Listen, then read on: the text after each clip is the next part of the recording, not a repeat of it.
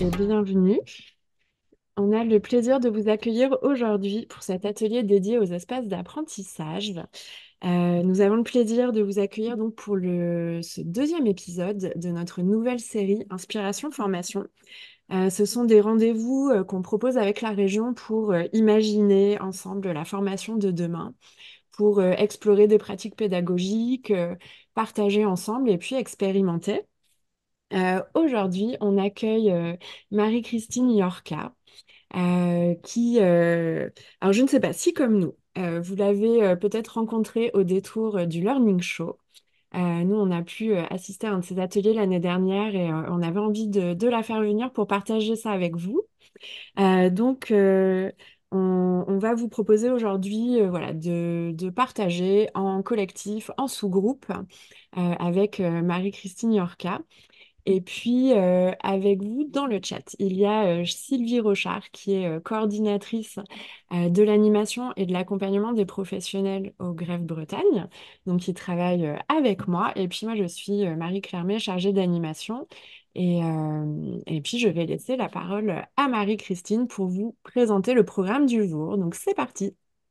Alors, c'est parti. Attention, grand partage d'écran, vous savez que c'est l'enjeu. Donc, je suis tout à fait ravie d'être à distance, mais j'espère avec une intense présence avec vous, puisqu'on a prévu un petit atelier réflexif et puis après avec des apports sur qu'est-ce qui se passe ailleurs et comment s'en inspirer, sur la question justement des espaces d'apprentissage.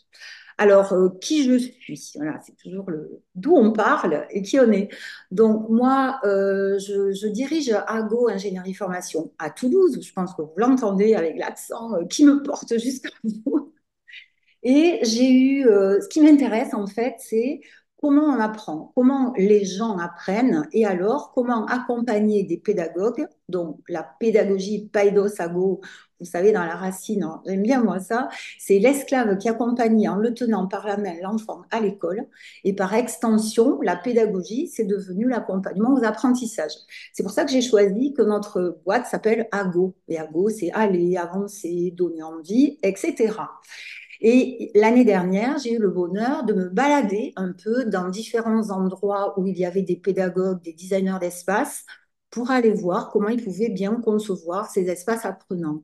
Et un petit peu avant, vous pouvez aller jeter un œil dans un ouvrage collectif qu'on a fait sur les multimodalités. Moi, je traite un peu plus la question des espaces, mais mes autres petits camarades et petites camarades traitent pas par une entrée numérique justement, mais par le mouvement, le corps, le jeu, les apprentissages difficiles, ce qu'on appelait nous les multimodalités. Voilà, donc moi je suis vraiment un pur produit de la pédagogie, hein. Je crois que je ne sais pas faire autre chose. Pour vous inspirer et ceux qui ont envie déjà d'aller voir, je vous ai mis un QR code vers le blog qu'on a eu envie d'appeler Miles, avec l'accent Move in Learning Spaces, comme les miles qu'on parcourt quand on voyage, que vous pouvez, il est ouvert, libre et gratuit, totalement pas fini, il n'est pas fermé, vous voyez, donc vous pouvez aller explorer et les photos, les podcasts et les interviews des personnes que j'ai pu rencontrer, vraiment. Allez vous y balader aussi comme vous en avez envie. Les objectifs que j'ai avec vous aujourd'hui, c'est de garder l'articulation, parce que parfois elle n'est pas si évidente à faire et elle n'est pas forcément conservée entre l'espace et la pédagogie, c'est-à-dire comment l'espace va devenir ce qu'on peut appeler un accompagnateur aux apprentissages. Un pédagogue italien parle d'ailleurs pour l'enseignement de l'espace, ce deuxième ou ce second enseignant comme étant un paramètre assez déterminant dans la façon dont va pouvoir se dérouler mes situations d'apprentissage. Le deuxième, il est autour peut-être de cette question de sobriété ou de se dire que j'ai pas forcément besoin d'avoir beaucoup d'argent pour aménager autrement mes espaces. Bon, là, je parle pas de bâti, si vous voulez, mais je parle d'aménagement des espaces à l'intérieur des murs que j'ai. Et puis, mon troisième objectif, c'est que vous ayez envie, vous voyez, qu'on soit youpi dans l'envie d'essayer des choses un peu différentes dans les espaces que l'on a, voir que ça vous donne de nouvelles idées auxquelles vous n'auriez pas pensé. Alors, comment on va s'y prendre? On a pensé démarrer l'équipe du greffe par un sondage autour des pratiques dans l'espace, puis vous proposer de travailler à un atelier. Je vous donnerai des consignes précises pour réfléchir l'espace. Et à partir de là, je vous amènerai, je l'ai organisé autour de 8 clés, on aurait pu l'organiser autrement, ce qui me paraissait être les points majeurs, si vous voulez, quand on pense autrement ces espaces, et puis faire un retour sur comment ça a pu vous inspirer. Du coup, on va démarrer par à vous et vous proposer ce sondage. Alors, ma question était, aujourd'hui, dans vos pratiques concrètes, qu'en est-il du design de l'espace d'apprentissage? Alors, déjà, on commence avec un gros mot, je sais. Le design, on peut le définir juste comme le fait de construire un espace. Alors, là, j'entends un espace plutôt intérieur ou de modifier l'organisation par rapport à vos intentions pédagogiques. Donc, vous avez une intention pédagogique et vous allez proposer une organisation spatiale qui vous paraît adaptée à votre intention, mais ça peut être aussi de façon adaptative. Et là, c'est super intéressant. Il se passe des choses dans la dynamique d'apprentissage qui me lie au groupe, aux apprenants. Comment on ou je réadapte l'espace pour qu'il soit plus adéquat à ce qui se passe. On revient à ma notion de l'espace utilisé comme accompagnateur à l'apprentissage. C'est parti pour le sondage. Alors, normalement, j'ai lancé le sondage. Donc voilà, je vois que vous êtes un certain nombre déjà à commencer à y répondre. Donc on vous laisse voilà quelques secondes. Donc je vous repose la question. Donc effectivement, sur une échelle de 0 à 5, quelle est aujourd'hui votre pratique du design d'espace pédagogique? Voilà, donc je vous laisse répondre. Je vois que ça bouge encore un petit peu. Voilà. Bon, je pense que je vais pouvoir à peu près couper le sondage. Donc, je le coupe et je partage les résultats et puis je laisse Marie-Christine Oui, non, je trouve on a déjà commenter. une pratique qui existe et du coup, on aura l'occasion, à partir de vos débats entre vous, puis des 8 clés, de se dire quelle est la nature de cette pratique. Et du coup, je trouve ça super intéressant pour ceux qui ne pratiquent pas, de vous embarquer sur de possibles pratiques, même toutes petites, et voir ce que ça peut modifier et sur ceux qui pratiquent déjà, d'échanger sur ce qui facilite justement ou ce qui peut être en design thinking, ce qu'on appelle les irritants. Vous voyez, qu'est-ce qui vient gêner finalement un design d'espace lié à ma pédagogie. Donc ça, vous aurez l'occasion d'en parler. Merci. Sur la suite de la mise en atelier. Alors, voilà ce que je vous propose. Je vous propose de réfléchir, donc l'équipe de grève va vous mettre ensuite, vous expliquer la consigne technique, hein, de réfléchir à votre espace d'apprentissage rêvé et en visant 3 objectifs. C'est-à-dire, ce que je souhaiterais que vous réfléchissiez, puis vous allez voir, on va le retrouver dans une modélisation après, hein, dans mon intervention, que cet espace favorise l'activité des apprenants. Alors, dans la notion d'activité, on est de plein pied dans les pédagogies actives, entendu comme une mise en activité mentale de résolution de l'apprenant d'une situation qui lui est posée comme étant une situation problème en vue d'acquérir des compétences. On est complètement dans l'idée, les pédagogies actives. Deuxième chose qui va m'intéresser, c'est comment cet espace va favoriser l'interactivité, c'est-à-dire la possibilité de discuter ensemble pour justement résoudre et sans doute proposer une production une fois la situation d'apprentissage résolu par les apprenants. Je ne sais pas si c'est très clair mon histoire. Donc, activité, je résous.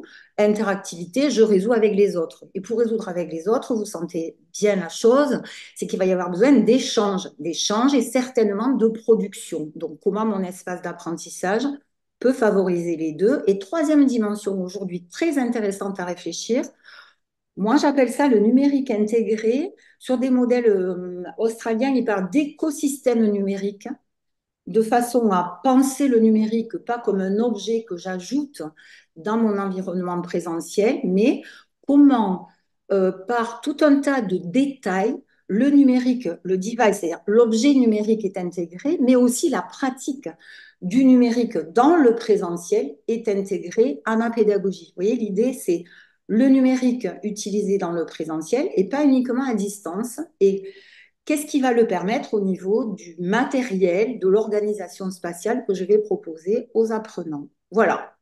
Donc, vous mélangez tout ça, ces trois paramètres, activité, interactivité, numérique intégré, et vous allez voir les idées qui viennent dans votre groupe. Du coup, je vous laisse Marie-Claire expliquer le côté technique peut-être de l'affaire. Merci beaucoup. Alors là, concrètement, sur Zoom, vous allez être répartis dans des salles. Je vous invite à bien repérer le numéro de la salle dans laquelle vous allez vous retrouver avec vos petits camarades. J'en profite au passage pour vous inviter, quand vous êtes dans les salles, à allumer vos caméras. Je trouve que voilà, ça facilite l'échange, puis c'est un peu plus sympa pour se retrouver. Donc, vous allez vous répartir dans des salles. C'est Sylvie qui va s'en occuper. Ce sera fait automatiquement. Vous allez partir dans la salle. Vous allez repérer le numéro de cette salle. Dans le chat, vous avez le lien d'un mur numérique. Donc, on utilise Klaxoon. Et vous allez voir, je vais partager mon écran. Vous allez voir, hop, que nous avons fait des vignettes qui matérialisent aussi des salles. Donc, par exemple, si sur Zoom, vous êtes dans la salle 1, sur le mur numérique, vous repérez la salle 1 et c'est une vignette où vous allez pouvoir mettre un post-it pour partager vos idées. Donc, pour écrire un post-it, vous voyez, il y a un plus en bas au milieu, nouvelle idée. Donc, vous écrivez nouvelle idée, votre idée. Vous appuyez sur la petite flèche et ensuite vous voyez votre post-it. Bon là, il s'est mis automatiquement à un endroit. Vous venez le chercher pour le déplacer dans votre salle. Sachez que là, en bas à gauche, vous avez le rappel des consignes, donc vous pouvez le consulter à tout moment. Et si vous êtes en difficulté, nous, avec Sylvie, on va passer dans les salles pour s'assurer que tout se passe bien. Et logiquement, vous avez toujours la possibilité sur Zoom de revenir dans l'espace principal, comme ça, vous pouvez nous interpeller si besoin. Donc, vous pouvez dire dans le chat si tout était clair ou si vous avez besoin encore de précision par rapport à ce que je viens de vous partager.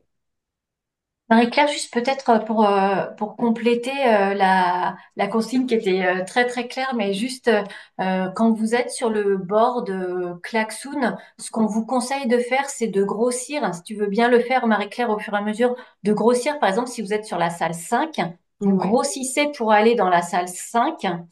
Et comme ça, quand vous allez poster vos post-it sur la salle 5, ça ira directement sur la salle. Voilà. Donc, par exemple, si tu veux bien faire ça, donc mettons sur la salle 14, si tu grossis encore un petit peu plus, Alors, donc, voilà, sur la salle 14, vous voyez, si vous avez bien grossi comme ça le board, quand vous allez envoyer votre post-it, il va s'envoyer directement dans la salle 14. Vous ah, voyez, ça sera plus facile que d'aller le chercher un peu partout parce que vous y retrouverez pas. Donc voilà, j'espère que tout est clair et merci. effectivement, comme on va passer dans les salles pour vous accompagner. Hop, j'enlève ici, c'était des exemples. Alors, s'il y a des personnes qui sont hyper à l'aise avec Klaxoon, ce que je ne doute pas, vous voyez que vous pouvez ajouter des photos aussi, hein. Donc voilà, si vous avez envie, n'hésitez pas, mais vraiment, les post-it aussi, c'est parfait. Allez, on y va, on se lance.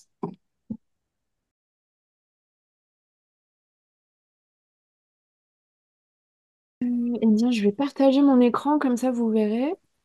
On commence par la salle 1, Marie-Christine, si ça vous... Ouais, alors soit on fait par salle, soit Ouais, moi déjà un dites-moi. petit survol et après vous pouvez nous raconter des choses qu'on n'aurait pas dit les autres. C'est ça le jeu, ok?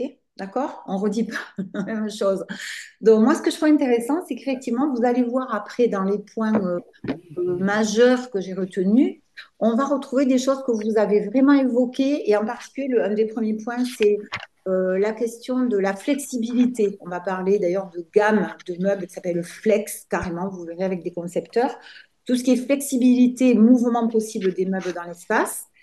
J'avais noté aussi quelque chose qui n'est pas si répandu que ça, en particulier, nous en France, on a du mal, et vous allez voir pourquoi, d'utiliser le dedans-dehors, c'est-à-dire l'espace qui est consacré à la formation telle qu'on l'avait prévu, mais aussi de se demander ce qu'il y a dehors, et un dehors qui est juste à côté, mais aussi un dehors beaucoup plus élargi.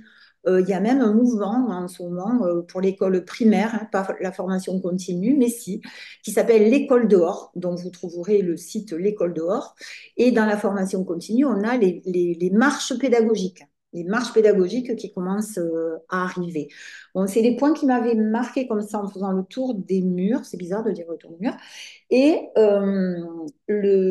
tout ce qui est support écritoire, que ce soit physique avec les murs d'inscription, mais aussi les murs numériques. Et donc avec la flexibilité numérique stylo que ça permet. Alors, je propose que la salle 8 nous dise un truc que j'ai pas dit. Je vais faire comme ça, boum. Je vais passer la balle aux salles. Qui c'est qui a envie de parler dans la 8? Quelque chose, vous avez vraiment envie d'en parler. Alors, je me lance. Ouais, allez, c'est parti, Esther. Moi, je proposais une activité comme création d'une espèce de salon ou congrès ou avec et création de différents groupes. Donc, une activité qui permet de chaque groupe de s'approprier un sujet et pouvoir l'expliquer aux autres et que c'était une activité à laquelle j'ai participé, que j'avais trouvé très intéressante qui permet aussi une interactivité. Donc, voilà, c'était fait avec du paperboard Ouais. ça serait plus compliqué. On pourrait faire avec des tablettes, par exemple, si la salle est équipée avec des tablettes. Mais c'était assez bien avec un paperboard parce que ça permet aussi de faire des dessins selon la créativité aussi de chaque équipe. Ouais, tout à fait. Et là, vous voyez, ce qui est intéressant, c'est que vous mettez l'accent entre la situation d'apprentissage et l'espace qui le permet, qui va le soutenir et le faciliter. Alors, on va voir les World Café qui marchent sur ce principe de thème tournant où je vais compléter les informations des uns par la visite des autres.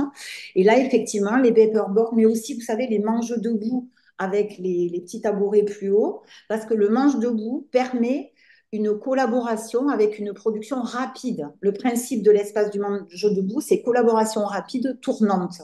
Alors que si je m'installe dans un fauteuil, je suis beaucoup plus dans une temporalité plus lente. Vous voyez, les assises vont avoir une relation espace-temps différente. Ok, merci. Il y a des choses qu'on reverra dans ce qu'a dit le 8. Ça, le 7, racontez-nous une chose qui vous a vraiment marqué dans vos échanges. Moi, je peux peut-être partager une expérience où Ouais. on a changé de lieu, c'est ce que je disais. Je les ai amenés dans un château, voilà, où en fait il y a de l'innovation dans ce château. Il y a une cuisine suspendue et on a fait des cours de management autour d'une cuisine suspendue dans un château. Donc on a cassé vraiment le rythme et du coup c'est vrai que ça a créé aussi de l'émotion, ça a créé une découverte d'un lieu, ça a créé en fait vraiment enfin, un lien entre les personnes. Voilà, donc les amener ailleurs ou parler ailleurs, moi c'est souvent ce que je fais en fait. Ou même en virtuel, hein, c'est les amener aussi dans des espaces qu'ils n'ont pas l'habitude de voir et de décaler le cours, en tout cas. Ouais. Quand je fais de la législation, je parle de l'art, voilà. Je les Donc amène là, à Rodez, par exemple. c'est super intéressant. Alors, excuse-moi, je speed un peu parce que Ouais, c'est ouais. super intéressant la notion de décalage. Je n'avais pas prévu, moi, dans mes points, forcément de la traiter, mais on peut se l'ajouter en point 9. C'est-à-dire comment un lieu va devenir inspirant par décalage. Et tout le boulot, vous le sentez, sera que le décalage reste inspirant, signifiant, et pas créer une espèce d'étonnement qui vous ferait vous désaligner par rapport aux objectifs pédagogiques. C'est toujours l'enjeu, hein. On l'a avec la gamification, enfin, on peut le rencontrer dès qu'on décale. Et qui plus est, l'effet d'étonnement va générer effectivement une émotion. Et à nouveau, cette émotion, tout l'art que vous avez, c'est en tant que formateur, c'est de réaligner le décalage avec l'intention pédagogique. Mais c'est vraiment génial de trouver des lieux qu'on peut appeler inspirants. Voilà, c'est un terme intéressant à utiliser. Et dans votre scénarisation pédagogique, il inspirerait quoi? Et donc de faire le bon choix du lieu. Ça, c'est génial. Ok, merci. Groupe 2, je ne le vois pas là-haut, mais il y est. Je veux bien parler. Qu'est-ce qui n'a pas été dit du coup? Oui, du tout. Ouais, c'est ça. Il y a plein de trucs dans ce groupe 2 dont on n'a pas parlé. C'est pour ça. Bon, on a parlé de l'idée de sortir, mais ça, je crois que vous en avez parlé. Ouais, une des participantes parlait de boîte à modalités, où selon les besoins de chaque, ou selon le profil de chaque apprenant et de ses appétences aussi, viendrait piocher en fait des modalités qui lui conviendraient mieux. Il y avait le design de l'espace. Sur le design de l'espace, c'était d'avoir une salle avec des grandes baies vitrées. Enfin, c'est comme ça que c'était exprimé, avec des grandes baies vitrées, un champ visuel dégagé, une vue sur l'horizon. Là, elle prenait l'exemple parce que c'était dans un centre de formation avec de l'horticulture. Voilà. Et, même si on reste là-dessus, vous voyez, ça va faire partie de la famille de comment s'inspirer de la biophilie. On va le reprendre dans une diapo tout à l'heure. Et effectivement, la notion de vision dégagée, je vais gagner, si possible, à la travailler ou aller vers les salles où il y a cette vision dégagée sur l'extérieur, parce qu'on a à la fois un effet de relance de l'attention et de calme et de concentration par rapport aux situations d'apprentissage dès que j'ai une vision sur un extérieur naturel, c'est-à-dire assez vaste et naturel dans le sens plante, arbre, etc. Et là, on sait par contre qu'il y a vraiment une relance de la concentration et de l'attention quand j'ai cette vue dégagée, parce qu'il n'y a pas d'éléments perturbants. Il y a un groupe qui a parlé d'éléments perturbants, comme des QR codes un peu trop, tout ce qui serait distractif. Je crois que c'est le 4, je ne sais plus, le groupe qui était là-bas, qui a parlé de pas de distraction, parce qu'on a aussi les irritants, c'est qu'est-ce qui vient gêner dans l'espace les situations d'apprentissage. Ça sera un autre atelier. Mais bon, c'est super intéressant de faire. Ok, merci. Se sentir à la maison, tout ça, on va y revenir. Hein. Combien on a fait de groupes? On en fait un dernier et les autres seront frustrés. Voilà, ça arrive des fois, mais vous allez voir, on le retrouvera dans les diapos qui suivent. Le 5, on a fait le 5 ou pas? Parlez-moi des zones neutres. J'aime bien cette idée-là. On va le retrouver. Les zones neutres en matière de couleur, de forme pour éviter la sursollicitation. Voyons Oui. comment ça discuter dans votre groupe là. C'est moi qui l'ai proposé Oui. parce qu'en fait, c'est par rapport à des cas, hein, évidemment, mais on est sursollicité de partout avec des couleurs, des formes, des meubles, enfin et en fait, si on se rend compte, on n'a plus d'endroit calme. Enfin, il faut que tout soit décoré avec des machins partout et moi, je prends le cas parce qu'on a des étudiants, c'est pour ça que je parlais aussi d'inclusion. On a des étudiants qui ont des handicaps, dont plusieurs qui ont des troubles autistiques, alors qu'ils sont Mhm, étudiants, ils sont dans le supérieur, ils sont ingénieurs, hein, donc c'est pas non plus. Mais en revanche, on se rend compte qu'en fonction des espaces d'apprentissage, mhm. eh ben, ils supportent plus ou moins bien de rester. Je vois par exemple, on a un amphithéâtre avec des sièges rouges, avec de la moquette bleue, enfin gris, avec le grand écran, on passe des vidéos. Et ben, ces étudiants-là, ils restent pas une heure, hein. C'est, Tout à c'est... fait. Mais même nous, hein, au bout d'un moment, on en a ras-le-bol, on va se dire, mais est-ce qu'on peut pas en avoir un endroit sobre? Voilà, c'est cette notion de neutre ou de sobriété. Je sais pas quel terme je voulais utiliser, Oui, mais mais c'est c'est intéressant, aussi ça. la neutralité qui peut donner l'occasion on va voir dans certaines photos que je vais vous montrer, il y a effectivement des environnements neutres dont le formateur et les apprenants peuvent se saisir et qui évitent ce qu'on peut appeler la décoration. Parce qu'il y a une différence entre donner une signification à l'espace par des objets et des couleurs qui ont peut-être un effet nudge, c'est-à-dire l'effet nudge, c'est ça me donne envie d'aller dans cette zone ou dans cette zone, je ne sais pas pourquoi, mais ça va délimiter les espaces. de la déco. Et la décoration, souvent, peut être criarde, elle se veut dynamique, elle se veut engageante, mais elle ne fait pas attention aux effets cognitifs, finalement, des couleurs. Et c'est pour ça que je trouve vraiment intéressant que vous mettiez cette histoire de neutralité et de sursollicitation, parce que c'est un défaut aujourd'hui, en plus, avec la séduction qu'il y a pour aménager des espaces d'apprentissage. Et j'en parlais avec quelqu'un qui travaille de la conception d'ameublement dans la zone Asie, qui fabrique des chaises Steelcase, et disait qu'aujourd'hui, il y avait un problème avec des universités chinoises en particulier qui ont beaucoup moins de participants après l'époque du Covid et qui du coup sont en train de construire des espaces extrêmement attractifs, mais quelque part, vous voyez, s'agitent pour essayer de récupérer des étudiants par le biais des espaces et n'y arrivent pas forcément. Et on peut tomber totalement dans cet effet, comme le souligne Christine, de sursollicitation, mais qui devient un peu désespéré. Vous voyez ce que je veux dire? L'agitation à la chaise à roulette. Ok, super.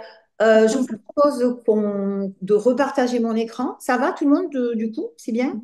Vous êtes bien? Je regarde votre verbal, non-verbal.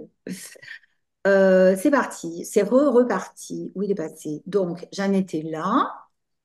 Je regardais vos belles idées. Mais bien sûr, on pourrait continuer en creusant ce que vous avez proposé, mais on va y revenir au fur et à mesure. Alors, j'ai appelé ça code neuf dans le monde. Bon, j'espère que ça vous fait pas un peu trop là, comme façon de le dire. Mais j'ai eu le bonheur, et finalement, j'ai choisi là, il y a 2 ans, il y a un an et demi maintenant, d'organiser en fait un voyage apprenant pour aller voir comment des concepteurs, et que ce soit en fait de l'école primaire jusqu'aux universités, mais en passant aussi par des lieux de formation de l'adulte. C'est pas si évident hein, le travail sur les lieux de formation de l'adulte qui travaillaient donc aussi avec des entreprises, mais qui avaient créé leur lieu pour faire revenir justement les personnes des entreprises, avec tout l'enjeu, attractivité et fonctionnalité d'un lieu après le Covid. Vous voyez, il y a quand même eu un changement de fréquentation ordinaire des lieux physiques. Donc, dans des espaces ouverts comme le Groenland et le désert australien, là, on ne va pas en parler, mais c'est comme un espace physique a été utilisé par les habitants comme étant un lieu d'apprentissage différent d'un espace bâti. Et là où j'ai tiré pas mal d'enseignements, quand même, c'est beaucoup sur les travaux qui sont faits à Copenhague, à Montréal et en Australie sur les espaces apprenants. Donc, vous verrez dans le blog, vous pourrez aller vous balader. Alors, première notion clé qui ressort, mais vraiment dans l'ensemble des environnements, c'est cette question de fluidité de la circulation. Vous l'avez évoqué, qu'on puisse bouger sans entrave, vous voyez, qu'on ne soit pas coincé dans l'environnement. Alors, vous allez considérer la circulation horizontale et la circulation verticale dans des bâtiments. On est un peu à l'échelle du bâti, mais on peut être à l'échelle d'une salle.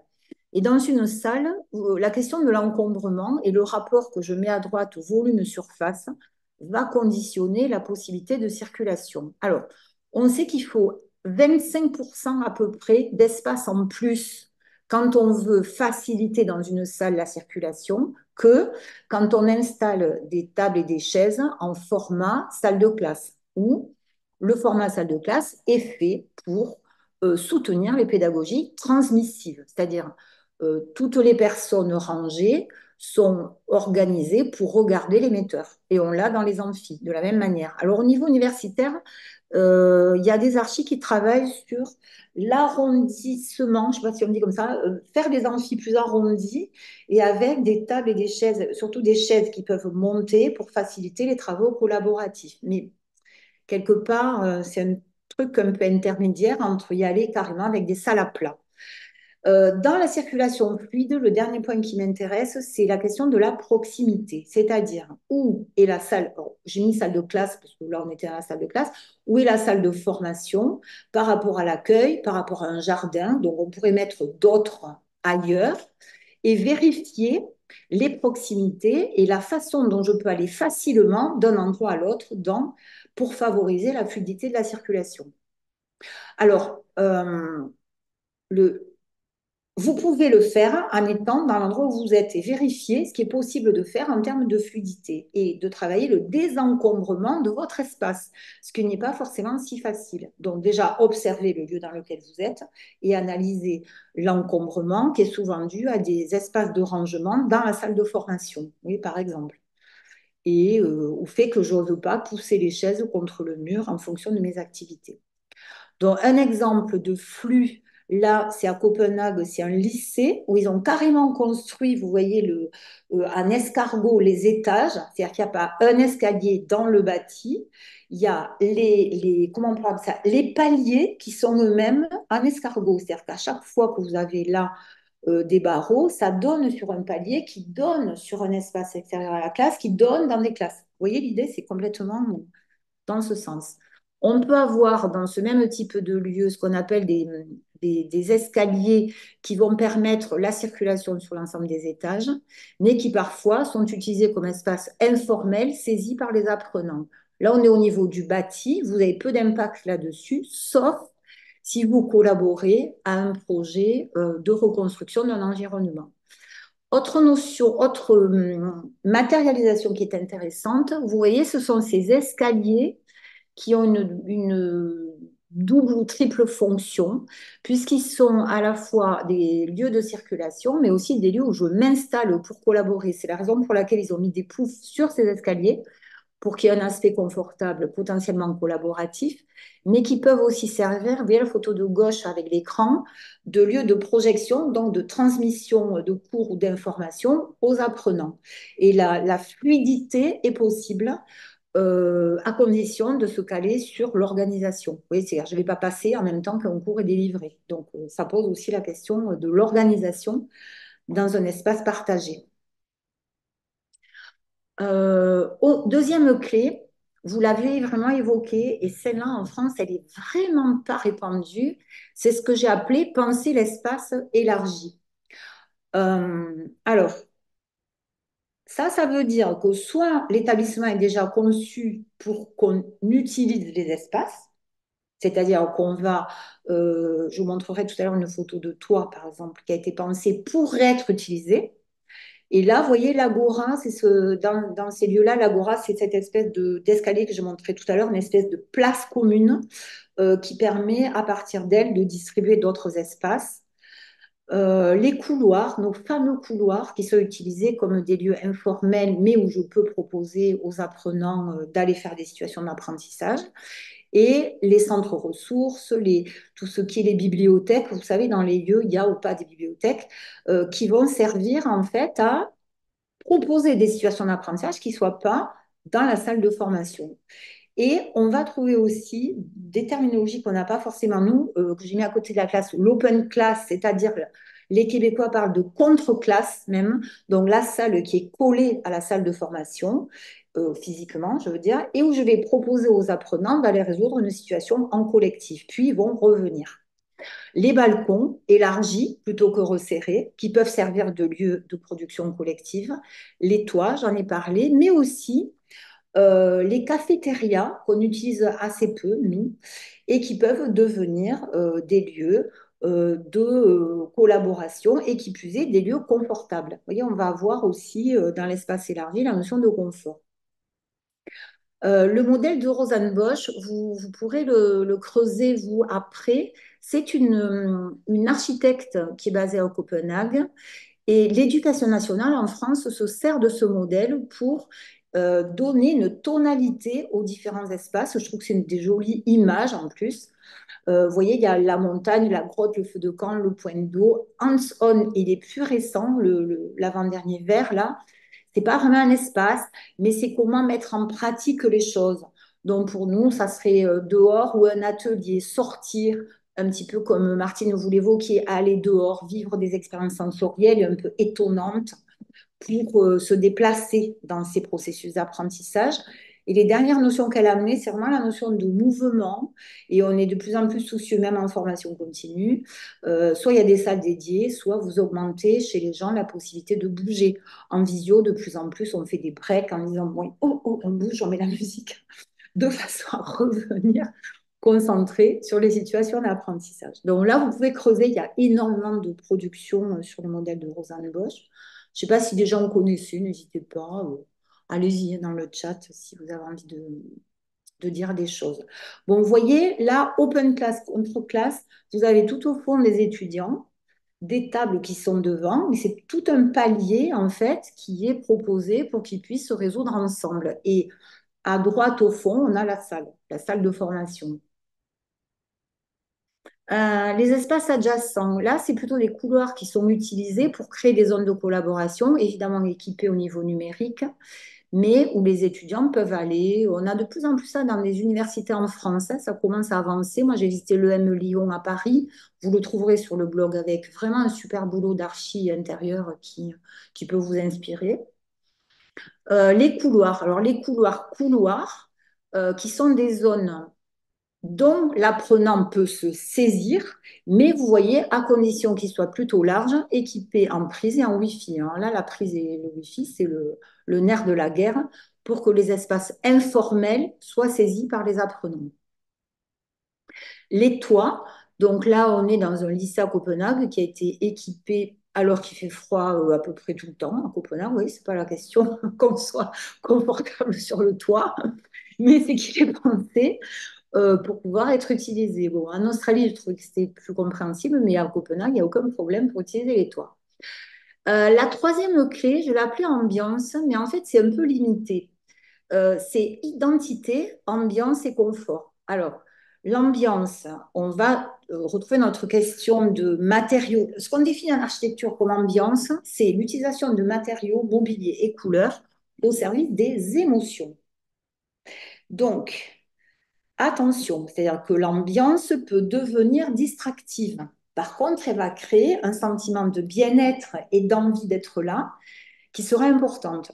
Donc là, je vous ai mis des photos de AFI Agenda au Québec, qui est une boîte de formation pour les gens d'entreprise.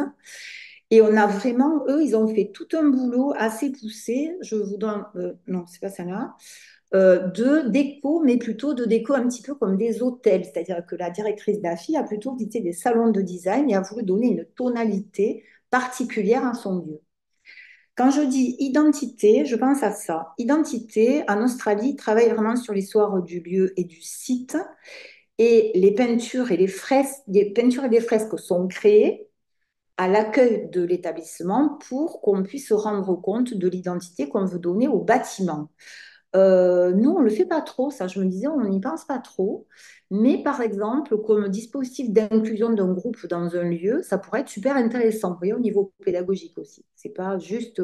Et là, on n'est pas sur la déco, on est sur comment les graphismes vont créer l'apprentissage. Alors, sur les couleurs, il y a un bouquin qui est sorti, il faudrait que je vous le mettrai en biblio, sur l'effet des couleurs culturellement sur l'apprentissage. Et en gros, on sait, vous voyez, que tout ce qui est orange, ça va être plutôt vers un collaboratif très expressif. Alors, j'ai plus en tête la différence entre le vert et le bleu, mais je vous donnerai vraiment la référence de ce bouquin. J'ai commencé à regarder ça il n'y a pas longtemps. Le blanc, par contre, n'est pas forcément une bonne idée parce qu'il est tellement neutre qu'il met dans un état de non-stimulation, alors qu'on se dirait on met des murs blancs.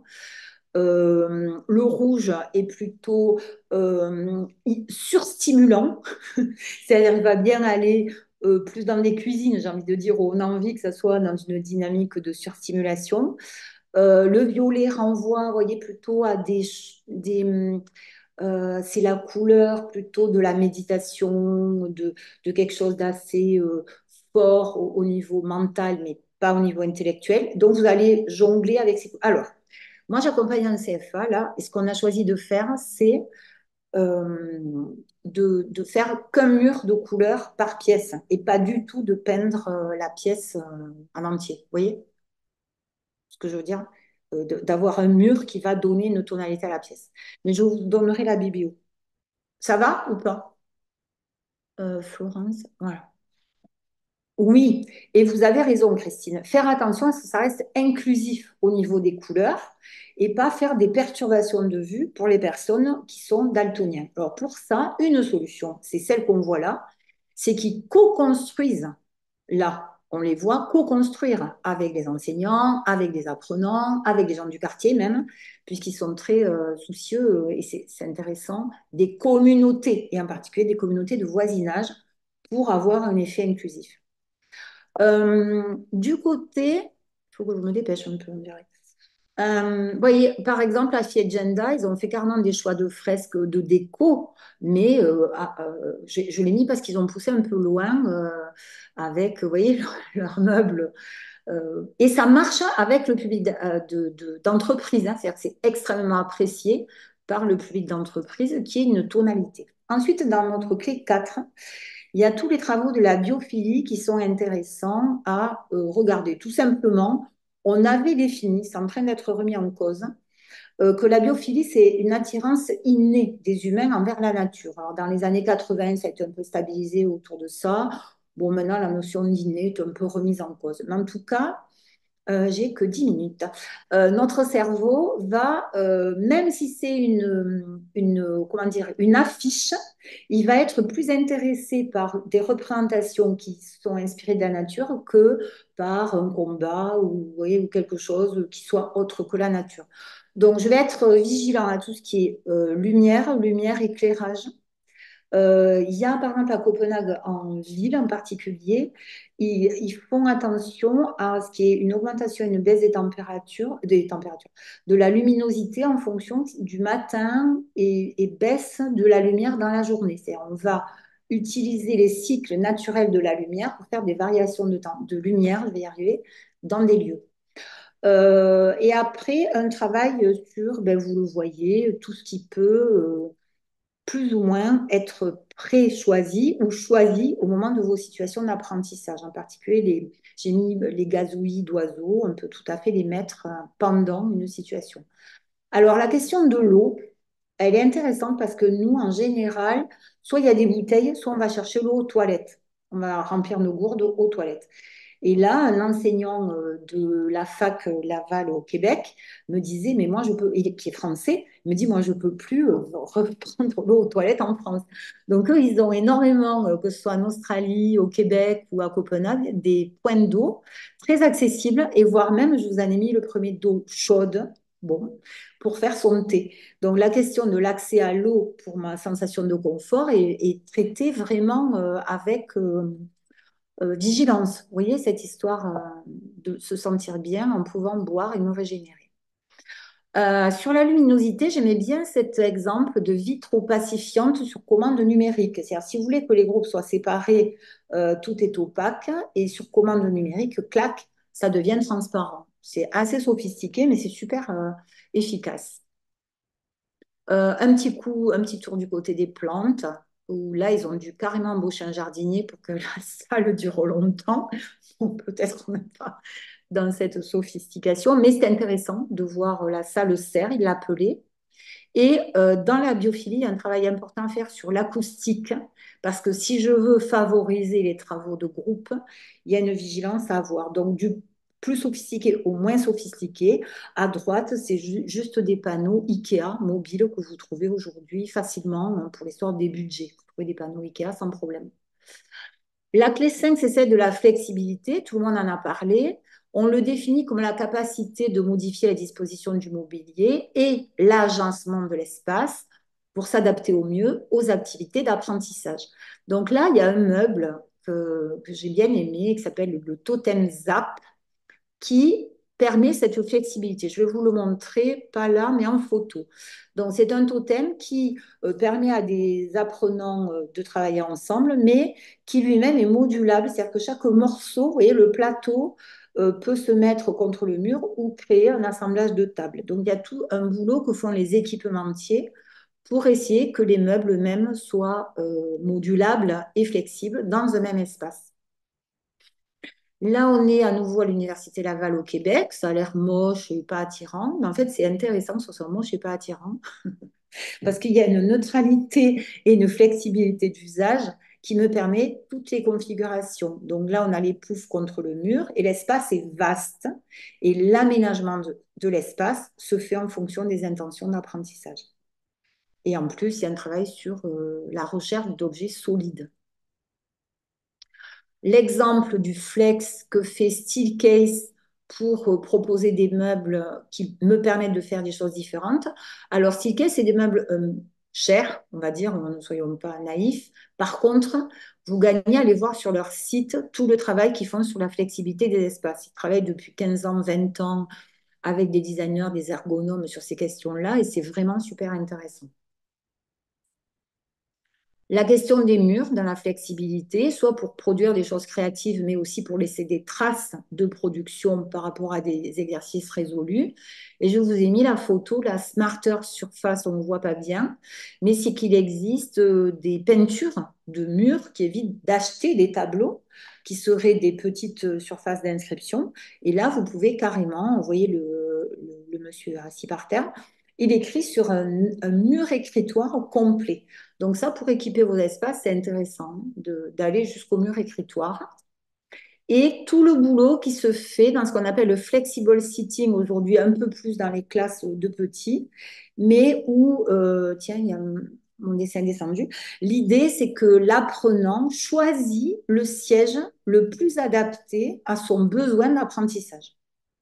Donc, j'ai une variété d'assises, moi, dans ma salle de formation, et j'en ai 2 ou 3 de plus que mon effectif d'apprenants. D'accord? Pour pas qu'ils soient en train de se battre pour avoir la chaise qu'ils veulent. Mais c'est régulé. Mais ça, on pourra en parler une autre fois. Il y a une régulation. Je vous l'ai mis en bas, là. Il y a des enseignants qui créent des cartes pour que les apprenants régulent leur prise de siège. Est-ce que ce siège m'a permis d'aller au bout? Est-ce que ce siège m'a permis de produire, etc. Vous voyez, c'est pas juste je m'assois où je veux. C'est est-ce qu'il est adapté à ma production? Ça va, j'ai le temps encore, j'ai 2 minutes, même pas, j'ai plus, j'ai 3 secondes. Bon, dans le numérique intégré, il y a à la fois les usages VR, la collaboration dehors, pendant, dedans, mais aussi le matériel. En français, il y a un autre, on ne dit pas biode, on dit autrement, mais c'est bring your own devices en anglais. En gros, en français, c'est avec, je crois, viens avec ton matos, quoi. Voilà. Donc, pour que le numérique soit intégré, de plus en plus, on facilite l'usage qu'ont les gens de leur propre matériel. Et vous voyez, avec tout un déploiement de salles numériques assez sophistiquées, mais pour que justement il y ait du multimodal ou du comodal avec des studios de production vidéo par les apprenants pour que les productions des apprenants puissent renourrir les situations d'apprentissage. Donc, il est intégré aussi par la production, le numérique. Là, c'est un petit truc, dans les moquettes, on cache les branchements, par exemple, donc pour intégrer plus facilement les fils et qu'on ne trébuche pas dessus. Et peut-être pour finir au niveau d'un aspect plus conceptuel, les 2 dernières clés sont un peu plus pédagogiques et conceptuelles. La clé 7, vraiment, elle est importante parce que nous, en France, on parle d'espace et dans le modèle australien à Melbourne en particulier, il parle d'environnement d'apprentissage. Bon, l'espace étant une partie de l'environnement. Et quand on le prend comme ça, je trouve que c'est très porteur de notre articulation pédagogie, mur, pédagogie, meuble. Donc, l'environnement d'apprentissage va combiner des choix pédagogiques plutôt alignés sur ce que je citais au début, actif, interactif, un espace physique avec des qualités qu'on lui a données, ok, flexibilité surtout, des interactions régulées, je n'ai pas mis, mais des interactions sociales régulées, c'est ma dimension interactive, et je vous le disais, un écosystème numérique. Le tout visant ce qu'on va appeler l'apprentissage en profondeur en France, le deep learning, plutôt que l'apprentissage de surface. Donc là, il y a les travaux d'André Tricot qui sont très intéressants là-dessus. La partie physique devenant une des dimensions de l'environnement d'apprentissage. Voilà, je trouve que ce modèle est très porteur. Ça implique un changement chez nous des postures, où le cours théorique prend moins de place au profit des travaux collaboratifs, mais à condition que les ressources digitales que je vais proposer en présentiel et à distance soient plus importantes qu'on ne le fait nous encore aujourd'hui. C'est-à-dire qu'il y a des accès à des podcasts, il y a des casques, il y a vraiment tout un boulot dans le présentiel qui va faciliter ce changement de posture. Et la dernière qui va avec, et ça m'a vraiment marqué au Danemark, c'est que moi, on doit me trouver, le formateur, mais je n'ai pas besoin de les avoir sous les yeux. Alors, pour des élèves petits, ça change tout. Pour des adultes en formation, finalement aussi, parce que il faut qu'ils me trouvent facilement, donc qu'ils puissent venir me chercher, même comme un recours, si vous voulez, mais pas forcément que je les vois. Et ça me permet d'être complètement, euh, je vous dis en même temps un truc dans le chat, ça me permet d'être complètement euh, pas angoissée par le fait que je ne les ai pas sous le nez et surtout d'utiliser ce que je voulais dire tout à l'heure, ma question d'espace élargi. Vous voyez ma diapo d'espace élargi. C'est-à-dire, si j'ai pas en tête qu'ils peuvent aller partout et que je dois les avoir sous le nez, l'espace élargi, je ne l'utilise pas. Alors, effectivement, quand vous avez votre salle de quand vous avez quand vous avez votre espace de formation, c'est plus facile à appliquer. Et quand vous louez, euh, alors, j'essaie de comprendre, Gwenaël, ce que vous voulez dire. Je m'attends là pour les formateurs qui n'ont pas. Alors, quand vous n'avez pas votre propre local de formation, ce qui peut s'appliquer, c'est effectivement de regarder comment vous pouvez utiliser l'espace élargi. Je vais voir autour et comment je peux l'utiliser en négociant le lien avec l'espace, avec les gestionnaires de l'espace élargi. Et ensuite, le deuxième espace que vous pouvez vous utiliser, c'est le vôtre. C'est comment dans la salle de formation je peux créer une flexibilité, même si j'ai des tables pas forcément à roulettes et si j'ai des chaises pas forcément à roulettes. Vous voyez, c'est comment vous allez investir, vous, l'espace à l'intérieur de votre salle de formation. Et là, ça pose la question du bruit, de choses comme ça qui vont se négocier avec votre environnement de proximité. Bon. Euh, en gros, c'est ça ma réponse. C'est qu'est-ce qu'il y a dehors? Est-ce que je peux y aller? Qu'est-ce qu'il y a dedans? Comment je peux le bouger? Vous voyez bon, sachant qu'on est plus contraint que quand on va effectivement créer son propre espace, en particulier le bâti. Ouais. Ah ben, du coup, j'avais fini, voilà, c'est ça. Du coup, dans le à vous, mais Gwenaëlle, peut-être allez-y. On a le temps ou pas du tout, Sylvie? Non. Il nous Allez-y. reste un peu moins de 10 minutes avant la fin. Bon, on est bien, on est bien, on est bien. On est bien. Alors, on est bien.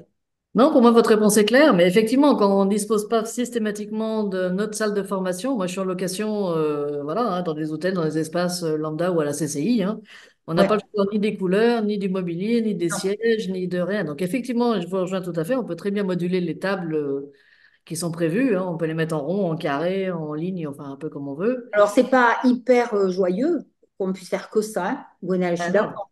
Après, Alors effectivement, on après, peut aller un peu dehors aussi, comme vous disiez, mais voilà. bon, ça dépend des formations, quoi. Ouais, mais voyez par exemple, le dehors, c'est super intéressant ce que vous dites, parce que le dehors, on hésite un peu à l'utiliser, parce qu'on parfois, on pense qu'ils vont penser que c'est pas sérieux, le dehors.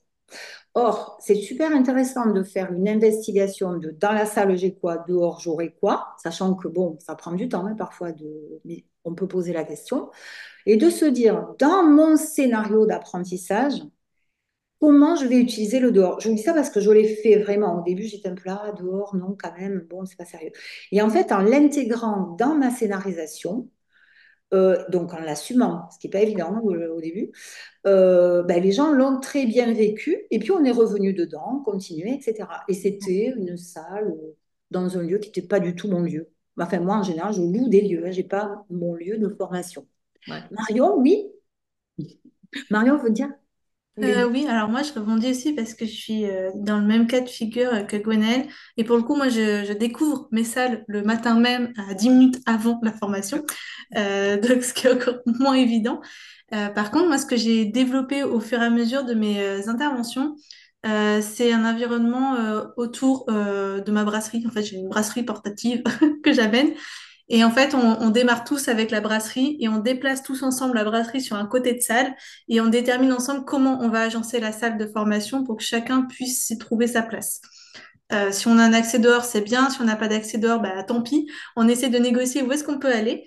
Mais du Ouais, coup, j'ai plutôt développé ça comme ça, ce qui permet à chaque fois de se retrouver quand il y a besoin de pause dans l'espace brasserie.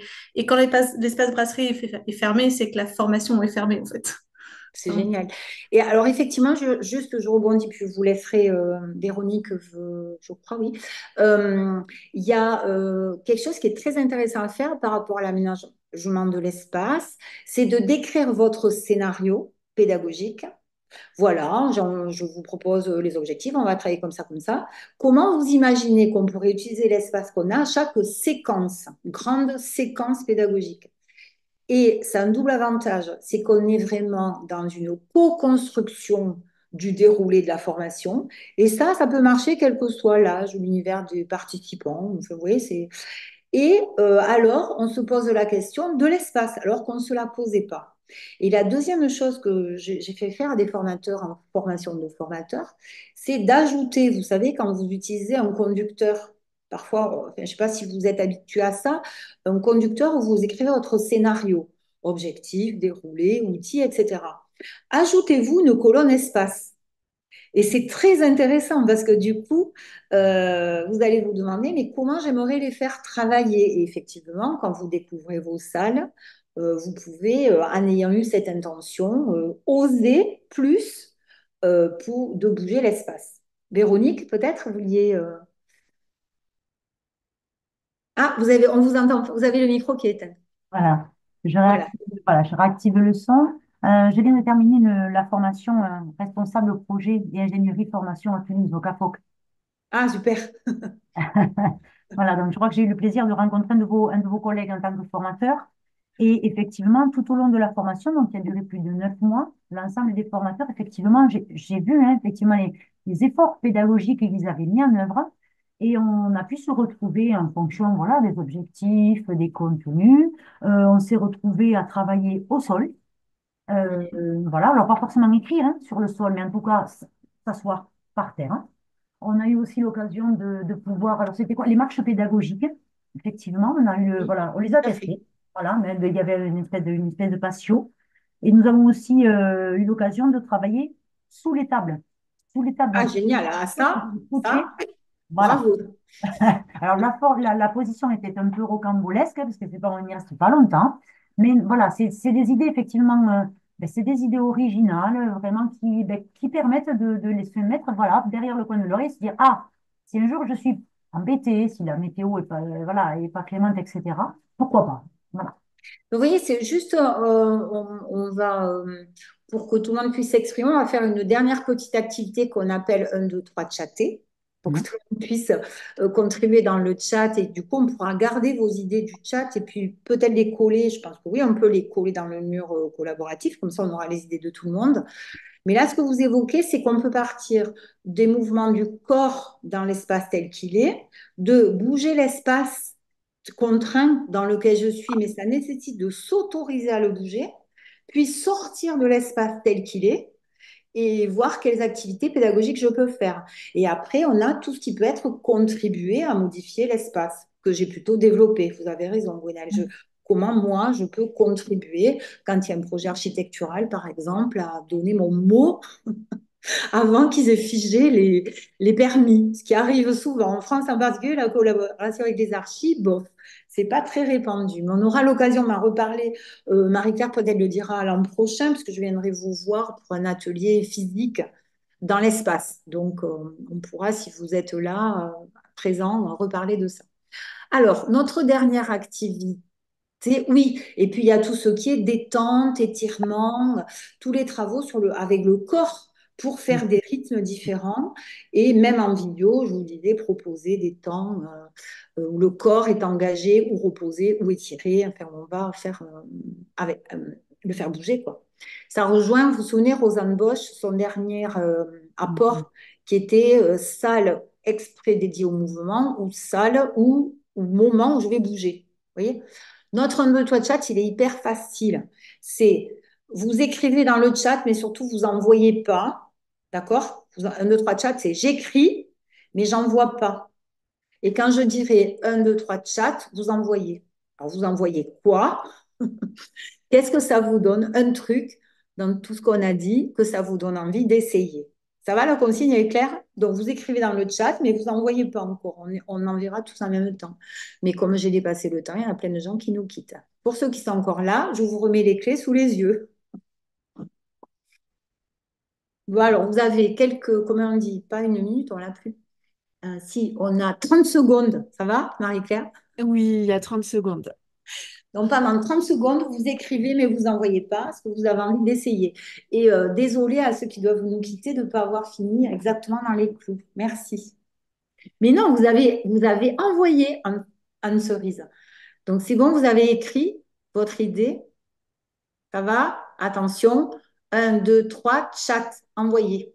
J'adore regarder ça. Mais C'est en vrai même que c'est temps, vous drôle. pouvez continuer à regarder toutes les idées des gens. Ben, j'en profite pendant que les personnes mettent leurs dernières idées pour vous remercier Marie-Christine et puis remercier tout le monde et Sylvie également.